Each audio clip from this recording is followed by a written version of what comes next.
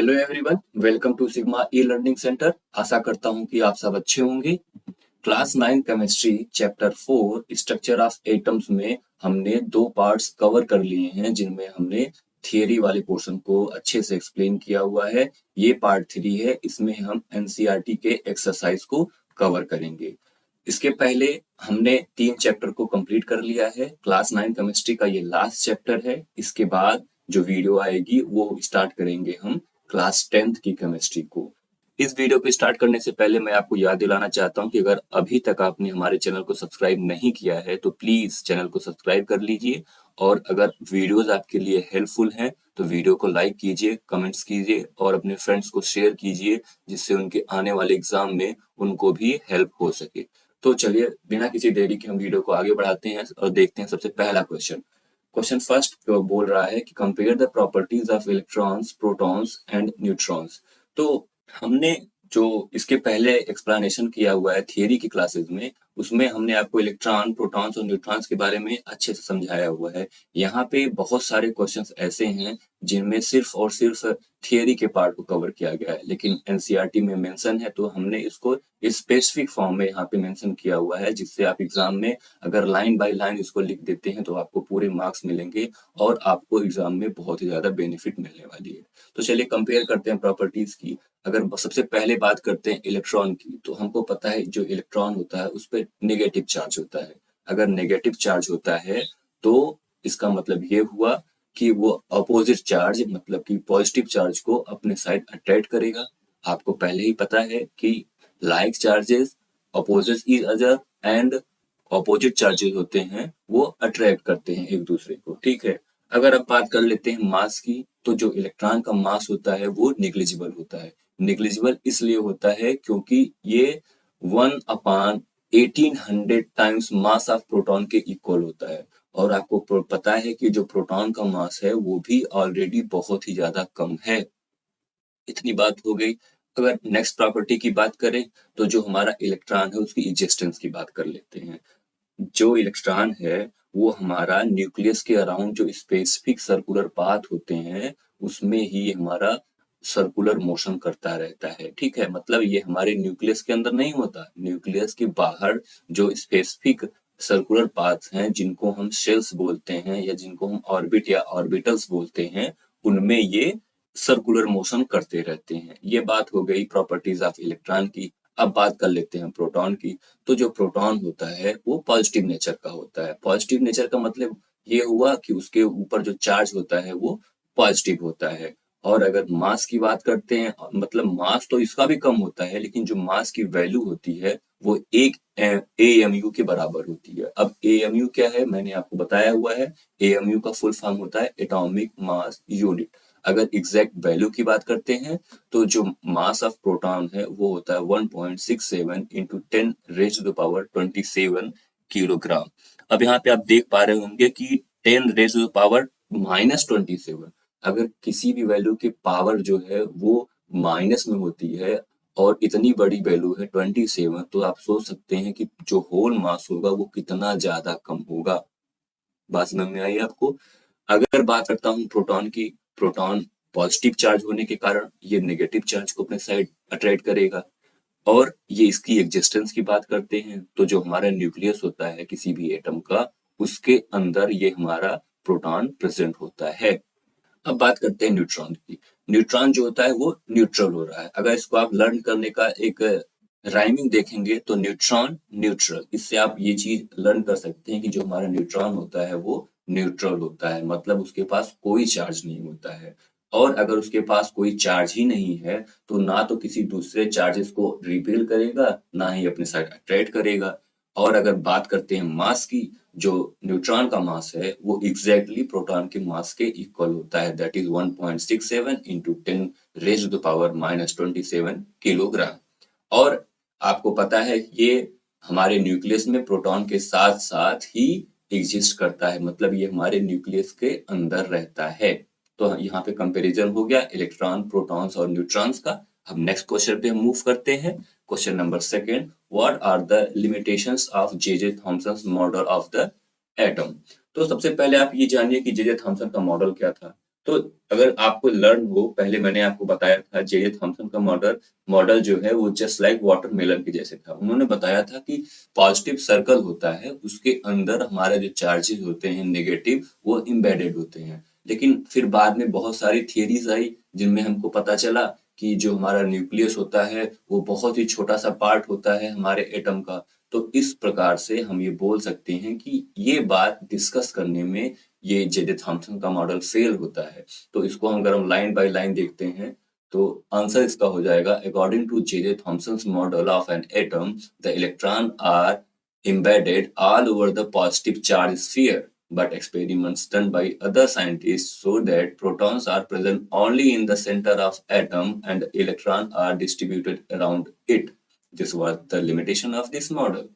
इसका मतलब यहाँ पे ये हुआ कि यहाँ पे बताया गया था जे थॉमसन के मॉडल में कि जो इलेक्ट्रॉन होते हैं वो एम्बेडेड होते हैं चार्ज जो आपका पॉजिटिव चार्ज स्फीयर होता है, लेकिन ऐसा नहीं होता। जो हमारा पॉजिटिव चार्ज होता है वो तो हमारे न्यूक्लियस में एग्जिस्ट करता है। और अगर साइज की बात करते हैं तो जो हमारा न्यूक्लियस का साइज होता है वो in compare to the size of atom बहुत ही ज्यादा छोटा होता है। तो ये जो इन्होंने बात किया है पॉजिटिव चार्ज स्फीयर की, उसके अराउंड जो होता है वो इलेक्ट्रॉन जो होते हैं वो डिस्ट्रीब्यूटेड होते हैं। ठीक है, तो ये चीज थॉमसन का मॉडल डिस्कस नहीं कर पाया था। नेक्स्ट क्वेश्चन पे मूव करते हैं। क्वेश्चन नंबर 3 यहाँ पे पूछा है कि लिमिटेशंस ऑफ रदरफोर्ड्स मॉडल। तो पहले लाइंस पढ़ते हैं। According to the Rutherford's model of an atom the electrons are revolving in the circular orbit around the nucleus. Any such particle that revolves would undergo acceleration and radiate energy. The revolving electron would lose its energy and finally fall into the nucleus.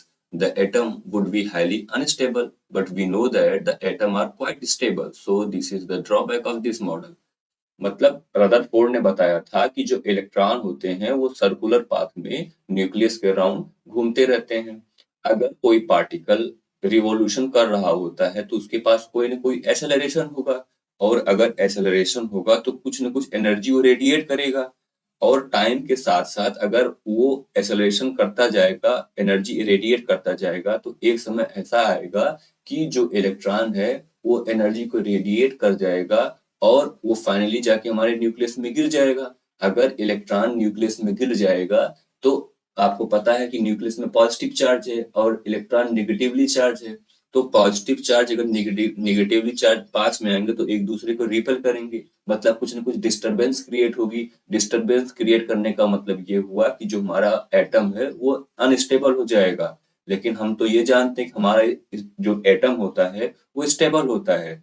तो ये बात Rutherford का model बताने में successful नहीं हुआ था। तो यही इस मॉडल का ड्रॉबैक है। ठीक है, अब नेक्स्ट क्वेश्चन पे मूव करते हैं। यहाँ पे बोल रहा है describe Bohr's model of the atom. यहाँ पे डिस्क्राइब करने की बात की गई है। अगर आप ये लोग समझ पा रहे हैं, अगर आप लोगों को लग रहा है कि मैं बहुत तेजी से आगे बढ़ रहा हूँ तो इसलिए मैं आगे बढ़ रहा हूँ क्योंकि ये सारी चीजें मैंने बहुत ही अच्छे तरीके से थियरी वाले पार्ट में कवर किया हुआ है।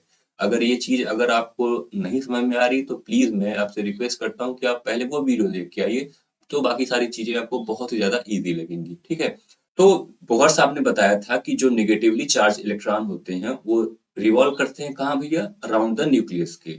और उन्होंने ये बताया कि भैया जो इलेक्ट्रॉन है एक फिक्स ऑर्बिट में रिवॉल्व करते हैं और रिवॉल्यूशन के दौरान वो किसी भी प्रकार की एनर्जी को लॉस नहीं करते हैं।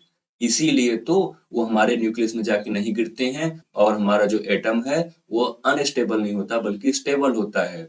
बोहर साहब ने बताया था ये बात भी कि जो एटम्स होते हैं वो डिस्टिंक्ट ऑर्बिट को कंसिस्ट करते हैं, मतलब उनमें जो ऑर्बिट होती है वो एक फिक्स नहीं होती हैं। जैसे जैसे आपका एटॉमिक नंबर बढ़ता जाता है वैसे ही नंबर ऑफ ऑर्बिट्स जो होती हैं वो भी बढ़ती जाती हैं। वो जो डिस्टिंक्ट ऑर्बिट थे उनका इन्होंने नाम भी बताया था कि वो के एल एम एन के नाम से ये कंटिन्यू करते जाते हैं, या n equal to 1 2 3 4 5 and so on ऐसे। उन्होंने बताया कि जो के सब सेल है वो सबसे न्यूक्लियस के पास में होगा, फिर उसके बाद एल सब सेल आएगा, फिर एम सेल आएगा, फिर एन सेल आएगा। तो n इक्वल टू 1 जो होगा वो सेल हमारे न्यूक्लियस के सबसे पास में होगी। और इन्हीं जो डिस्टिंक्ट ऑर्बिट थे इन्हीं को हम सेल्स बोलते हैं या energy level in the atoms बोल देते हैं। ठीक है, इतनी बात आपको समझ में आई। नेक्स्ट क्वेश्चन पे मूव करते हैं। अब फिर से देखिए, ये थियरी वाला पार्ट ये कि compare all the proposed model of an atom given in this chapter. मतलब इस चैप्टर में जितने भी मॉडल्स दिए गए हैं उनको कंपेयर करना है। तो यहाँ पे थॉमसन का मॉडल, रदरफोर्ड का मॉडल और बोहर के मॉडल को अगर आपने पढ़ा हुआ है तो अच्छे से आप उसको कर पाएंगे, लेकिन यहाँ पे मैंने कुछ पॉइंट्स मेंशन कर दिए हैं। अब देखिए, जो थॉमसन का मॉडल था उसमें यहाँ पे आप देख पा रहे होंगे कि ये पॉजिटिव चार्ज स्फीयर है, उसके अंदर जो हमारा नेगेटिव चार्ज है जो कि इलेक्ट्रॉन है वो एम्बेडेड है। तो ये बात तो हो गई थॉमसन के मॉडल की, उसका पिक्चराइज फॉर्म में। अब इन्होंने बताया था कि जो पॉजिटिव चार्ज होते हैं वो नेगेटिव चार्ज के इक्वल होते हैं। ट्रू, इसमें कोई बात दिक्कत नहीं है। फिर उन्होंने बताया था कि जो स्फीयर ऑफ है वो पॉजिटिव चार्ज का है।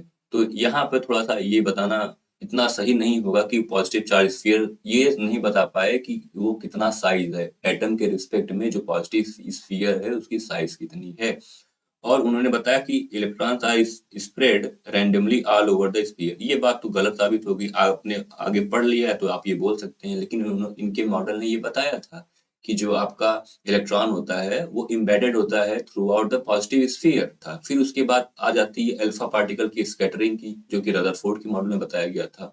उन्होंने बताया था कि जो स्फीयर ऑफ पॉजिटिव चार्ज है जो कि हमारे सेंटर में होता है, जिसकी साइज बहुत ज्यादा छोटी होती है, उसको हम न्यूक्लियस बोलते हैं। आपको पता है, मैंने आपको बताया था ना कि गोल्ड के फॉइल पर उन्होंने अल्फा पार्टिकल का बम्बार्डमेंट करवाया था। कुछ में रैंडम उन्होंने देखा था कि वो पार्टिकल जो होते हैं अल्फा पार्टिकल वो बेंड कर जाते हैं, कुछ अल्फा पार्टिकल सीधे निकल जाते हैं। तो ये सारी चीजें अगर आपको समझना है तो पहले आप वीडियो देख लीजिए, यहाँ पे कुछ पॉइंट्स को ही आपके एग्जाम के पर्पज से मेंशन किया गया है। ठीक है। और उन्होंने बताया था कि जो मास होता है एटम का वो हमारे न्यूक्लियस के अंदर ही रहता है, मतलब total mass of an atom is reside in the nucleus. फिर उन्होंने बताया था कि जो इलेक्ट्रॉन होते हैं वो न्यूक्लियस के अराउंड एक वेल डिफाइंड पाथ पे ही मूवमेंट होता है उनका। ठीक है। फिर नेक्स्ट बार उन्होंने बताया कि जो साइज ऑफ न्यूक्लियस होता है वो बहुत ही ज्यादा छोटा होता है in compare to the size of atom. इतनी बात हो गई। अब कंपेयर करते हैं बोहर के मॉडल में। तो जो स्पेसिफिक बातें थी वो बोहर के मॉडल ने दिया था कि जो पॉजिटिव चार्ज सेंटर होता है उसको हम न्यूक्लियस बोल देते हैं, और जो इलेक्ट्रॉन होता है इसके पहले के मॉडल्स में बताया गया था कि एनर्जी रेडिएट करते हैं और एटम हमारा अनस्टेबल हो जाता है। तो ऐसा कुछ नहीं होता है। इलेक्ट्रॉन जो होते हैं वो रिवोल्यूशन ऑफ न्यूक्लियस, मतलब न्यूक्लियस के अराउंड रिवॉल्व करते हुए किसी भी प्रकार की एनर्जी को रेडिएट नहीं करते हैं। ये बात उन्होंने बताई थी। उसके बाद इन्होंने बताया कि जो ऑर्बिट्स होते हैं उनको टर्म किया गया है एनर्जी लेवल के तौर पे, और वो एनर्जी लेवल कौन कौन से हैं? के है, एल है, एम है, एन है। या उन्होंने बताया कि n equal to 1 2 3 4 and so on. ये जो वन एनर्जी लेवल है वो हमारे न्यूक्लियस के सबसे पास में होगा, और 2 3 4 5 एंड सो ऑन वो हमारे न्यूक्लियस से दूर होते चले जाएंगे। इतनी बात समझ में आ गई। अब नेक्स्ट क्वेश्चन पे मूव करते हैं। क्वेश्चन नंबर 6 बोल रहा है summarise the rule of writing of distribution of electron in various shells for the first 18 elements. यहाँ पे जो रूल लिखा गया है किस चीज का, डिस्ट्रीब्यूशन ऑफ इलेक्ट्रॉन का, वो बताना है। यहाँ पे जो सबसे पहला रूल बताता है वो ये है कि the maximum number of electrons present in a shell is given by the formula 2n²। मतलब किसी भी सेल में जो नंबर ऑफ इलेक्ट्रॉन होंगे वो कैलकुलेट करने के जो फार्मूला होगा वो 2n² होगा, जहां पे n जो होगा वो ऑर्बिट नंबर होगा या एनर्जी लेवल होगा, दैट इज 1 2 3 4। और उन्होंने बताया था कि जो मैक्सिमम नंबर ऑफ इलेक्ट्रॉन होंगे डिफरेंट सेल में वो डिफरेंट डिफरेंट होंगे। लाइक जो फर्स्ट ऑर्बिट है जिनको हम के सेल बोल रहे हैं उनमें एन की वैल्यू जो होगी वो 1 होगी। तो जिससे हम कैलकुलेट कर पा रहे हैं कि हमारा जो फर्स्ट सेल है उसमें 2 इलेक्ट्रॉन होंगे, और जो हमारा सेकेंड ऑर्बिट है उसमें 8 इलेक्ट्रॉन होंगे, जो थर्ड ऑर्बिट है उसमें 18 इलेक्ट्रॉन होंगे, और जो फोर्थ ऑर्बिट है उसमें 32 इलेक्ट्रॉन होंगे, and so on. And so on का मतलब ये होगा अगर आप फिफ्थ ऑर्बिट में जाते हैं, सिक्स ऑर्बिट में जाते हैं, सेवन ऑर्बिट में जाते हैं, मतलब आपका एटम का जो एटॉमिक नंबर है वो इंक्रीज करता जाएगा। तो एन की वैल्यू जो है वो इंक्रीज करती जाएगी। तो आपका जो डिफरेंट सेल हैं उनमें मैक्सिमम नंबर ऑफ इलेक्ट्रॉन है वो बढ़ते जाएंगे। फिर नेक्स्ट रूल ये कहता है कि the maximum number of electron that can be accommodated in the outer most orbit is 8। फिर उन्होंने एक रूल ये बताया कि जो सबसे आउटर मोस्ट शेल होगा किसी भी एटम का, उसमें जो मैक्सिमम नंबर ऑफ इलेक्ट्रॉन होंगे वो 8 से ज्यादा नहीं हो सकते हैं। उसके बाद नेक्स्ट रूल कहता है कि electron are not accommodated in a given shell unless the inner shell are filled, that is the shells are filled in a step wise manner. उन्होंने बताया कि ऐसा नहीं है कि आप किसी भी सेल में कोई भी इलेक्ट्रॉन डाल देंगे। आप इलेक्ट्रॉन को फिल करते हैं तो बहुत ही वेल अरेंज मैनर में फिल करते हैं। मतलब अगर आपको इलेक्ट्रॉन को फिल करना है तो जो न्यूक्लियस के सबसे पास में पहला सेल होगा, जब तक उसमें पूरे इलेक्ट्रॉन फिल नहीं हो जाते हैं, तब तक आप नेक्स्ट सेल में फर्दर मूव नहीं करेंगे इलेक्ट्रॉन को फिल करने के लिए। ये बात समझ में आ गई? इससे ये हमारे रूल्स हमारे मेंशन हो जाते हैं। क्वेश्चन नंबर 6 क्या बोल रहा है कि define valency by taking example of silicon and oxygen. की जो वैलेंसी होती है वो होती है combining capacity of an element. मतलब कोई भी जो एटम होता है, एलिमेंट होता है, उसकी जो टेंडेंसी होती है रिएक्ट करके कोई मॉलिक्यूल बनाने की, वो चाहे सेम टाइप का एटम हो या डिफरेंट टाइप का एलिमेंट हो, उसको हम वैलेंसी कहते हैं। और जो इलेक्ट्रॉन सबसे आउटर मोस्ट सेल में प्रेजेंट होता है, उसको हम बोल देते हैं वैलेंस इलेक्ट्रॉन। अगर इसको आप एक लाइन में समझें तो ये हम बोल सकते हैं, इसका आंसर ये होगा, the electrons present in the outermost shell of an atom are known as the valence electrons. The combining capacity of the atoms of elements, that is their tendency to react and form molecules with atoms of same or different elements, are called valency. अब यहाँ पे example जो लिया गया है वो silicon के लिया गया है और ऑक्सीजन के लिया गया है। आपको पता है जो एटॉमिक नंबर होता है ऑक्सीजन का वो 8 होता है, और जो एटॉमिक नंबर होता है सिलिकॉन का वो 14 होता है। अगर इनका हम इलेक्ट्रॉनिक कॉन्फ़िगरेशन करते हैं KLM सेल्स में, इलेक्ट्रॉनिक कॉन्फ़िगरेशन ऑफ ऑक्सीजन होगा वो होगा 2, क्योंकि जो फर्स्ट सेल है उसमें हम सिर्फ 2 इलेक्ट्रॉन ही फिल कर सकते हैं। अब 2 इलेक्ट्रॉन अगर 8 इलेक्ट्रॉन में से फिल हो चुके हैं तो हमारे पास कितने रेस्ट बच गए हैं? वो है 6। तो 6 हमारा नेक्स्ट सेल में चला जाएगा। फिर अगर इलेक्ट्रॉनिक कॉन्फ़िगरेशन ऑफ सिलिकॉन की बात करते हैं तो सिलिकॉन के पास 14 इलेक्ट्रॉन्स हैं। पहले सेल में हमने दे दिया 2, और उसके बाद सेकंड सेल में मैक्सिमम इलेक्ट्रॉन कितने आ सकते हैं? आ सकते हैं 8। तो 8 2 प्लस 2 10 हो गए। 14 माइनस 10 करेंगे तो आपके पास 4 इलेक्ट्रॉन बच जाएंगे, वो हमारे नेक्स्ट सेल में चले जाएंगे। ठीक है, अगर यहाँ पे बात करते हैं वैलेंसी की, तो सबसे पहले बात कर ले वैलेंस इलेक्ट्रॉन की। तो जो हमारा ऑक्सीजन है उसके आउटर मोस्ट शेल में कितने इलेक्ट्रॉन है? उसके पास 6 इलेक्ट्रॉन है। मतलब जो वैलेंस इलेक्ट्रॉन ऑफ ऑक्सीजन है वो 6 है।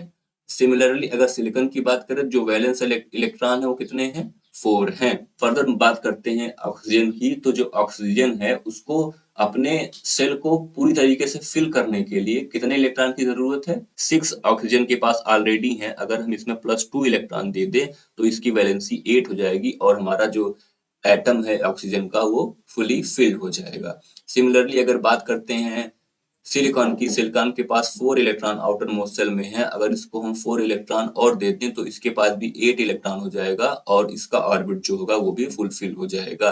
तो जो 4 इलेक्ट्रॉन की रिक्वायरमेंट किसके लिए हो जाएगी? सिलिकॉन के लिए, टोटल फुलफिल करने के लिए। तो जो कंबाइनिंग कैपेसिटी होगी, मतलब कंबाइनिंग कैपेसिटी क्या, कितने इलेक्ट्रॉन अभी जरूरत है ऑक्सीजन के लिए और कितने इलेक्ट्रॉन की जरूरत है सिलिकॉन के लिए।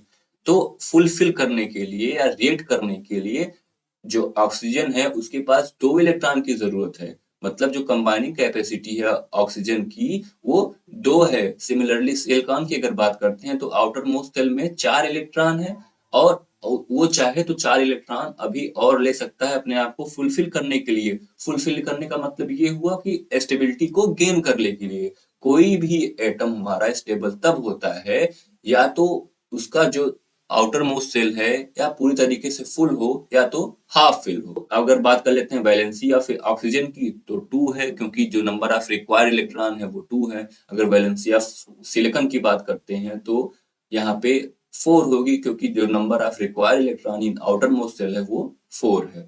ये बात अच्छे से समझ में आ गई सर? क्वेश्चन नंबर 8 पर आते हैं।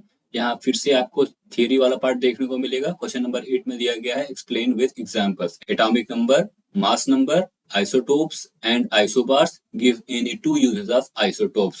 तो सबसे पहले हम देखते हैं एटॉमिक नंबर्स क्या होते हैं। Atomic number of an atom is equal to the number of protons present in the nucleus of the atom और number of electrons present in electrically neutral atom.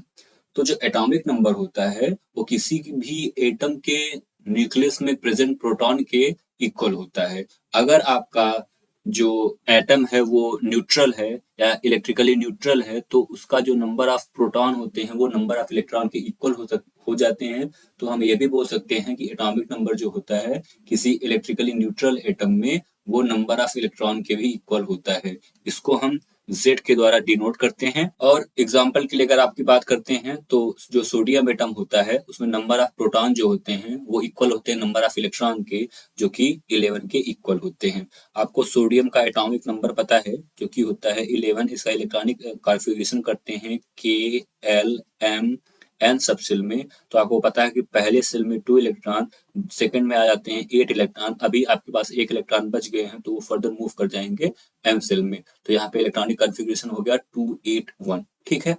अब नेक्स्ट फर्दर हम move करते हैं, mass number की बात करते हैं। The mass number is defined as the sum of total number of protons and neutrons present in the nucleus of an atom. तो mass number किसी भी एटम में presents total number of proton और total number of neutron के sum के equal होता है।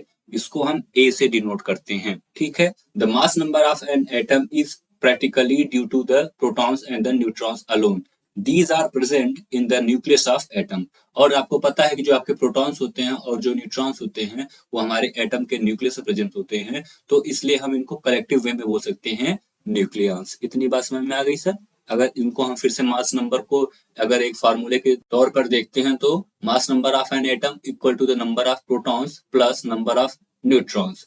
Example के लिए जो कार्बन का मास होता है वो 12 U के इक्वल होता है, क्योंकि इसमें 6 प्रोटॉन्स होते हैं और 6 न्यूट्रॉन्स होते हैं। तो 6 protons plus 6 neutron that is 12 unit हो जाता है आपका mass of carbon atom. Third part बोल रहा है isotopes. Isotopes are defined as the atom of the same element having the same atomic number but different mass number. तो किसी atom का जो आइसोटोप होता है उसको हम डिफाइन करते हैं अगर सेम आपका एलिमेंट हो और उसका एटॉमिक नंबर भी सेम हो लेकिन उसका मास नंबर डिफरेंट हो, तो ऐसे हम एलिमेंट को आइसोटोप्स बोल देते हैं।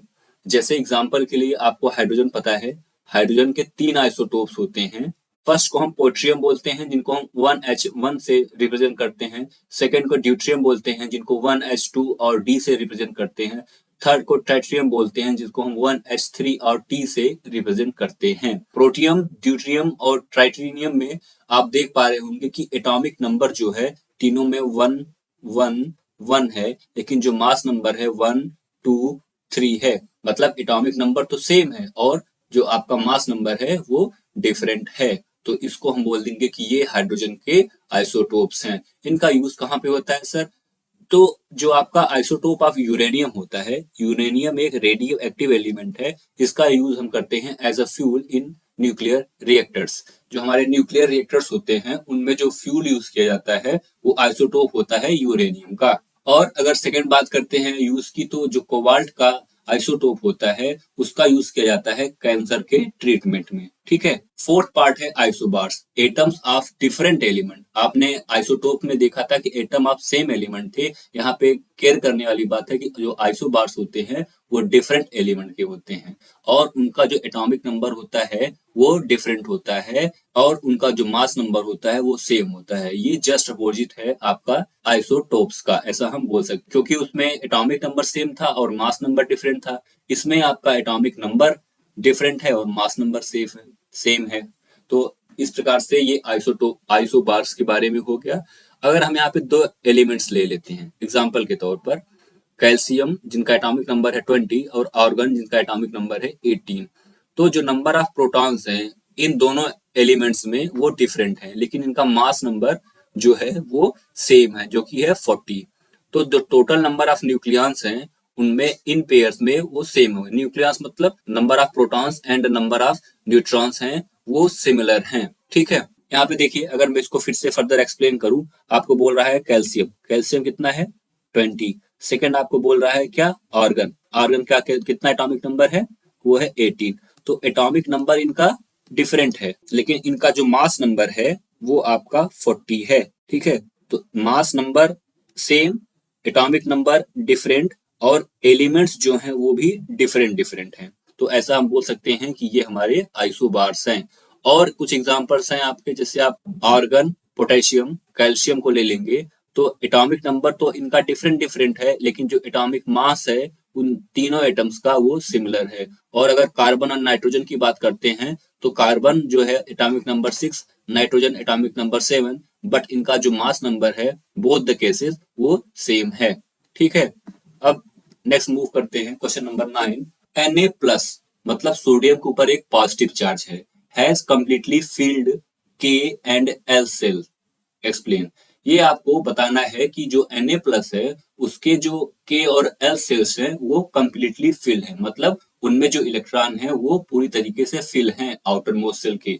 तो सबसे पहले आप ये देखिए, जो सोडियम होता है, सोडियम का एटॉमिक नंबर कितना होता है सर? सोडियम का एटॉमिक नंबर होता है 11। 11 होने का मतलब क्या हुआ? जो नंबर ऑफ प्रोटॉन है वो भी 11 होंगे और जो नंबर ऑफ इलेक्ट्रॉन है वो भी 11 होंगे। ठीक है, तो इनका अगर इलेक्ट्रॉनिक कॉन्फ़िगरेशन हम करते हैं के एल एम सेल में तो आपको पता है 281। ठीक है, ये तो आपका न्यूट्रल है तब ऐसा हो रहा है। अब न्यूट्रल नहीं है तो इनका जो नंबर ऑफ इलेक्ट्रॉन होगा वो नंबर ऑफ प्रोटॉन के इक्वल नहीं होगा, क्योंकि आपको पता है number of electron equal to the number of protons only if the atom is electrically neutral. ठीक है, अगर सोडियम जो Na है वो अपना एक इलेक्ट्रॉन लूज कर देता है तो वो बन जाता है Na प्लस प्लस 1 इलेक्ट्रॉन। ठीक है, अब इलेक्ट्रॉन लूज कहां से करेगा? तो सबसे आउटर मोस्ट सेल से करेगा, यहां से एक इलेक्ट्रॉन निकल जाए, मतलब एम सेल से एक इलेक्ट्रॉन निकल जाता है। तो अब क्या Na जो प्लस है के पास अब कितने इलेक्ट्रॉन बच गए सर? तो 10 इलेक्ट्रॉन बच गए। यहाँ पे के और एल सेल में अब कितने इलेक्ट्रॉन होंगे? 2 और 8। जो फर्स्ट सेल है उसमें हमारे मैक्सिमम नंबर ऑफ इलेक्ट्रॉन कितने होने चाहिए? 2 होने चाहिए। और जो सबसे आउटर मोस्ट सेल है उसमें मैक्सिमम नंबर ऑफ इलेक्ट्रॉन कितने हो सकते हैं सर? वो 8 हो सकते हैं। तो मतलब ये हम बोल सकते हैं कि जो Na प्लस है उसमें के और एल सेल हैं वो फुल्ली फिल्ड हैं। इतनी बात समझ में आ गई सर? नेक्स्ट क्वेश्चन पे मूव करते हैं, क्वेश्चन नंबर 10। अब यहाँ से आपका थियोरेटिकल वाला पोर्शन खत्म होता है और कुछ क्वेश्चन आपके यहाँ पे कैलकुलेशन वाले हैं। क्वेश्चन क्या बोल रहा है? If bromine atom is available in the form of से 2 आइसोटोप्स, मतलब जो ब्रोमीन एटम है, ब्रोमीन का एक सिंबल है, वो तो 2 आइसोटोपिक फॉर्म में एग्जिस्ट करता है। फर्स्ट है 35Br79 जिसका एग्जिस्टेंस या अकरेंस कितना परसेंट है? वो 49.7% है। और जो सेकंड आइसोटोप है वो है 35Br81, उसका अकरेंस है 50.3%। Calculate the average atomic mass of bromine atom. सबसे पहले एक टर्म आया है एवरेज मास। अगर हम एवरेज की बात करते हैं तो अगर आपके पास कोई चीज 4 क्वांटिटीज हैं, उनका एवरेज लेना होता है तो चारों क्वांटिटीज का आप सम लेते हैं और उसको 4 से डिवाइड कर देते हैं। ठीक है, यहाँ पे हम कंसीडर कर लेते हैं कि जो ब्रोमीन है उसका सिंपल दोनों आइसोटोप का वो 100% है। ठीक है, इसमें जो फर्स्ट आइसोटोप है आपका उसका परसेंटेज है 49.7%। और जो आपका सेकेंड आइसोटोप है वो कितने परसेंट है सर? वो 50.3% है। ठीक है, और अगर आप मास नंबर की बात करते हैं फर्स्ट आइसोटोप की, तो आपको पता है फर्स्ट आइसोटोप का जो एटॉमिक मास है वो 79 है और सेकेंड वाले का है 81। ठीक है, अगर इन दोनों का हम सम ले या एवरेज निकालते हैं, वो कैसे निकालेंगे?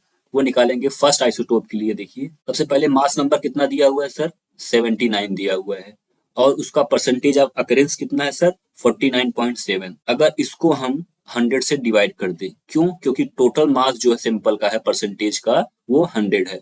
तो हमको इसको सॉल्व करने के बाद कितना मिल जाता है? 39.26 यूनिफाइड मास। अगर अब फिर सिमिलरली हम बात कर लें सेकेंड आइसोटोप की, तो इसमें जो परसेंटेज है अकरेंस इसका सेकेंड आइसोटोप का वो है 50.3 और उनका जो एटॉमिक मास है वो है 81। इसको डिवाइड कर देते हैं 100 जो कि है टोटल परसेंटेज ऑफ ब्रोमीन, वो निकल के आ जाता है 40.64 यूनिट। ठीक है, अब ये तो अलग अलग मासेस जो हैं आइसोटोप फर्स्ट के आइसोटोप सेकंड के निकल के आए हैं। अब आपको होल का पूछ रहा, मतलब ब्रोमीन का जो सिंपल है टोटल एवरेज जो मास निकल के आता है वो आ जाएगा 39.26 प्लस 40.64 which is equal to 79.9 unified mass. ठीक है सर, इतनी बात समझ में आ गई। नेक्स्ट क्वेश्चन पे मूव करते हैं। क्वेश्चन नंबर 11 में गिवन है the average atomic mass of a simple of element x is 16.2 unit या unified mass. What are the percentage of isotopes 8x16 and 8x18 in the sample. ठीक है, इसमें बोल रहा है कि जो परसेंटेज है वो आइसोटोप का हमको बताना है और एवरेज एटॉमिक मास दिया हुआ है एलिमेंट X का 16.2 यूनिफाइड मास। तो यहाँ पे हम ये कंसिडर कर ले रहे हैं कि let the percentage of 8x16 is A। ठीक है, तो अगर आपका एक आइसोटोप का जो परसेंटेज है वो A है और हमारे सैंपल का जो परसेंटेज होगा वो 100% होगा, क्योंकि हमारा जो आइसोटोप्स मिल रहे हैं वो हमारे जो X एलिमेंट है उसी के तो आइसोटोप है। तो जो हमारा परसेंटेज ऑफ x 8x18 का होगा वो हो जाएगा 100 माइनस ए। ठीक है, इतनी बात समझ में आ गई सर। अब आपको ये बोल रहा है एवरेज एटॉमिक मास है जो सिंपल का वो है 16.2 यूनिफाइड मास, वो इक्वल होगा इनके एवरेज मासेस के। मतलब अगर हम वो बात करते हैं फर्स्ट जो हमारा आइसोटोप है उसका एटॉमिक मास कितना है वो है 16 और उसका हमने परसेंटेज कितना लिया हुआ है ए लिया हुआ है। इसको हम अगर 100 से डिवाइड कर दें तो एवरेज निकल के आ जाएगा। फिर सेकंड वाले की बात कर लेते हैं, अगर हम प्लस करेंगे इसका मास एटॉमिक मास है 18 और इसका जो परसेंटेज है वो है 100 माइनस ए डिवाइडेड बाई 100। अगर इसको हम सॉल्व करते हैं इधर हम 100 से मल्टीप्लाई पूरे इक्वेशन में कर दें तो ये आपका हो जाएगा 1620 यूनिफाइड मास 16A प्लस 1800 माइनस 18A। इतनी बात समझ में आ गई सर। ये देखिए 16A है और यहाँ पे 18A है। अगर 18A में से हम 16A को सब्ट्रैक्ट कर देंगे तो हमारे पास बच जाएगा 1620 unified mass equal to 1800 minus 2A। ठीक, अगर इसको हम इस साइड लेके जाएं और इसको इधर इस साइड लेके आए तो हमको मिल जाएगा 2A इक्वल टू 1800 माइनस 1620। इसको आप सॉल्व कर लेंगे तो जो A की वैल्यू निकल के आ जाती है वो आ जाती है 90। मतलब A का जो परसेंटेज है वो 90% है। तो अगर आप ये तो A जो है वो आपका फर्स्ट आइसोटोप है, यहाँ पे देख लीजिए A की वैल्यू आ गई है 90%। तो सेकंड कितना हो जाएगा 100 माइनस 90, क्योंकि A ही तो वैल्यू है यहाँ पे जो 90 हम कैलकुलेट किए हैं। जो सेकंड है उसका परसेंटेज आ जाएगा 10%। इस तरीके से हमारा क्वेश्चन नंबर 11 भी सॉल्व हो गया। क्वेश्चन नंबर 12 में चलते हैं। ये बोल रहा है if z equal to 3 what would be the valency of the element, also name the element। यहाँ पे z दिया गया है। z का मतलब क्या हुआ सर, एटॉमिक नंबर यहाँ पे दिया गया है वो दिया गया है 3 के। इतनी बात समझ में आई सर। और अगर इसका हम इलेक्ट्रॉनिक कॉन्फ़िगरेशन लिख लें, number of proton number of electron हो जाएंगे इक्वल दोनों। अगर इसका हम इलेक्ट्रॉनिक कॉन्फ़िगरेशन लिखें KLM में तो पहले सेल में कितने इलेक्ट्रॉन्स आ जाएंगे सर, यहाँ पे 2 आ जाएंगे, यहाँ पे 1 इलेक्ट्रॉन आ जाएंगे। तो आपको पता है जो वैलेंसी होती है वो आउटर मोस्ट सेल में जो इलेक्ट्रॉन प्रेजेंट होते हैं उनकी जो कंबाइनिंग कैपेसिटी होती है वही आपकी वैलेंसी होती है। तो जो Z जो एक एलिमेंट दिया गया है जिसकी Z की वैल्यू 3 दी गई है उसकी वैलेंसी कितनी निकल के आ जाएगी सर, वो 1 निकल के आ जाएगी।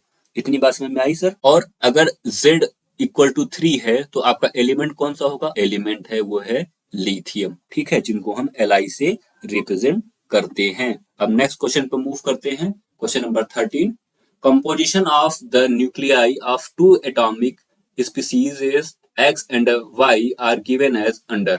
जो X है और जो Y स्पीसीज है उनके में जो प्रोटॉन है जो न्यूट्रॉन है उनकी वैल्यू यहाँ पे दी गई है। जो X है उसमें प्रोटॉन 6 है, न्यूट्रॉन 6 है, Y है प्रोटॉन 6 है और न्यूट्रॉन 8 है। यहाँ पे ये चीज मेंशन किया हुआ है। तो gives the mass number of X and Y, what is the relation between two species. इन दोनों का एटॉमिक मास आपको कैलकुलेट करना है और आपको बताना है कि इन दोनों में कैसा रिलेशनशिप है। रिलेशन मतलब क्या है कि ये आइसोटोप हैं, आइसोबार हैं, आइसोटोन है, क्या है। ठीक है, तो आप देखते हैं कि एटॉमिक मास कैसे निकालते हैं या मास नंबर कैसे निकालते हैं। Mass number equal to the number of proton plus number of neutrons. देखिए जो एक्स वाला है स्पीसीज, उसमें नंबर ऑफ प्रोटॉन कितने हैं, 6 है, और नंबर ऑफ न्यूट्रॉन कितने हैं, वो भी 6 है, तो कितने होंगे, 12।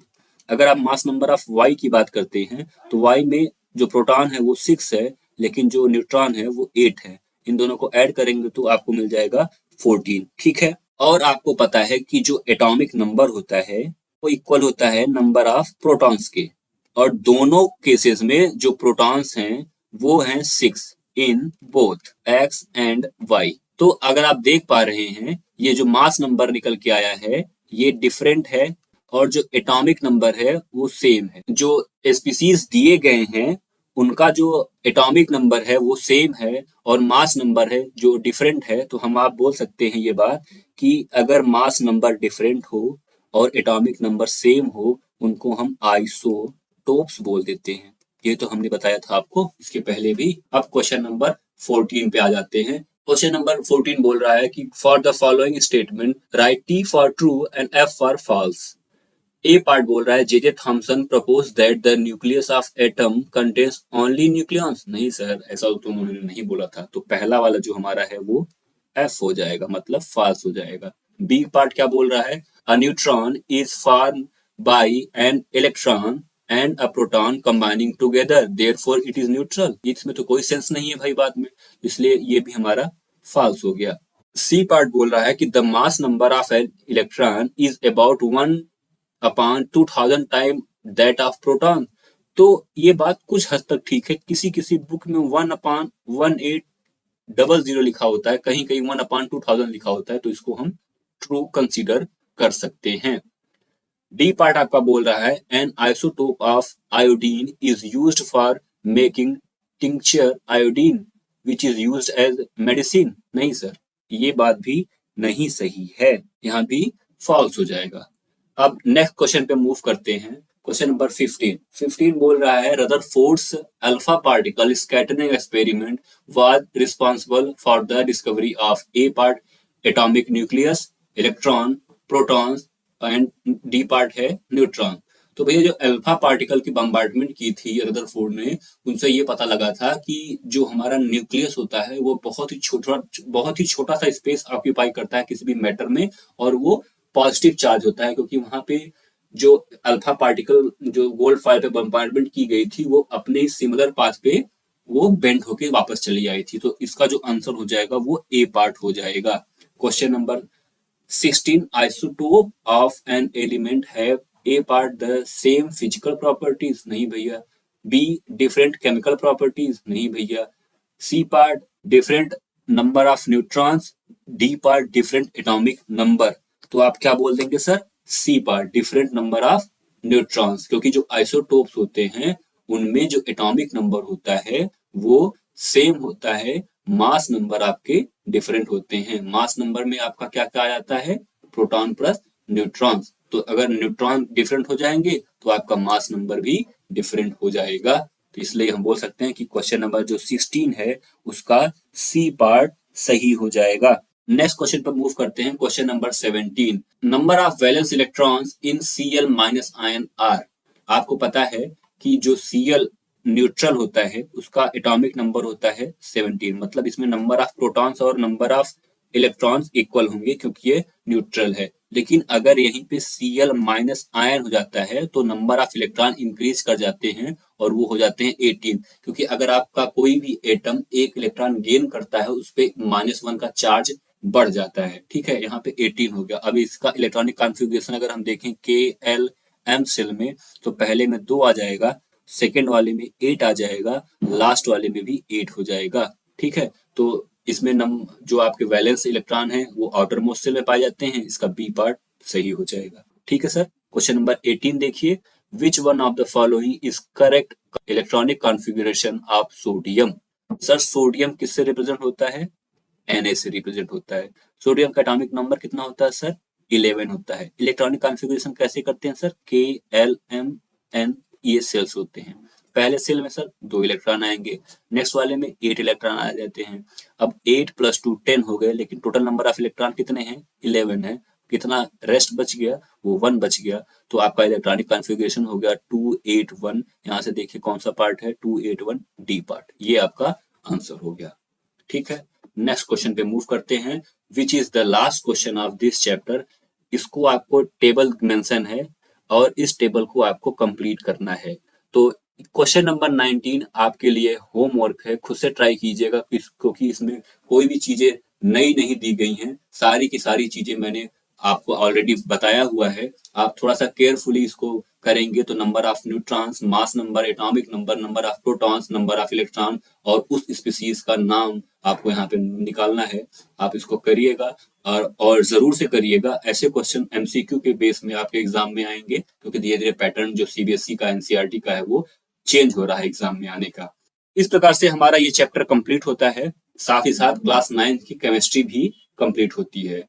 तो बच्चों, अगर आपको क्लास 9 की केमिस्ट्री पढ़ने में अच्छा लगा हो, मजा आया हो, तो आप हमारे चैनल को जरूर सब्सक्राइब कीजिए, वीडियोस को देखिए और अपने नॉलेज को बूस्ट कीजिए और अपने फ्रेंड्स को भी शेयर कीजिए जिससे उनको भी पढ़ने में हेल्प मिल सके। साथ ही साथ हमारे लिए आप पॉजिटिव कमेंट्स कीजिए जिनसे हमको मोटिवेशन मिलता रहे और ऐसे ही हम आपके लिए और भी अच्छे अच्छे वीडियोस बनाते रहें। अब नेक्स्ट वीडियो में हम स्टार्ट करने जा रहे हैं क्लास 10 की केमिस्ट्री। उसको भी हम बहुत अच्छे तरीके से कंप्लीट करेंगे। और अगर आप सोशल मीडिया पे हैं तो आप हमको फॉलो कर सकते हैं इंस्टाग्राम पे। इंस्टाग्राम की जो हमारी आईडी है वो है @sigma_e_learning_center। ठीक है, आप हमको सोशल मीडिया पे फॉलो कर सकते हैं। जो कुछ भी आपकी क्वेरी है आप हमसे वहां पे डायरेक्टली बात कर सकते हैं। Thank you so much for watching. मिलते हैं नेक्स्ट वीडियो में।